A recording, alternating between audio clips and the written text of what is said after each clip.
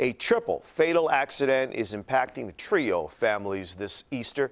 An ambulance was traveling with this patient when it hit a building, killing all those inside. CBS 2's Jeremy Ross is live at Bellwood with more on the investigation and how one family is dealing with the tragedy. Jeremy?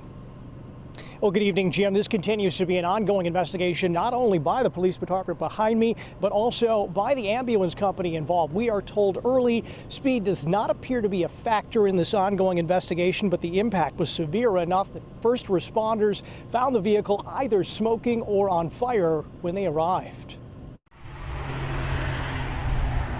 It was bolted up. Brick walls patched over by plywood, medical masks and other debris littered to the ground outside a Bellwood business. Glass from the ambulance that hit it is still there. Tragically, the driver, another worker, and the patient inside are not. I can't describe what that was like. It's the worst thing that has ever happened to me. That my only son. Minnie Marshall says Saturday the family lost a dedicated brother, uncle, and great-uncle. 48-year-old Larry Marshall Jr. was being transported for dialysis. He recently underwent surgery and wasn't able to drive himself, so he relied on a private company to get to and from treatment safely.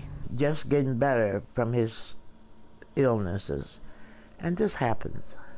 In an ambulance. In the ambulance of all things. It's a tragedy when such an event occurs, and we express our condolences to the family and all who knew these people. Attorney Frank Nagorka represents Excel Ambulance Service. He believes this is the first crash for the company, adding the driver was the business's EMS coordinator for at least a decade. Witnesses on the scene that say that it looked like he was going to make a left-hand turn but continue to just run right into a building. Mayor Andre Harvey says the ambulance lost control, eventually killing 3 inside, adding among other things investigators are looking into is the medical history of the 51-year-old driver.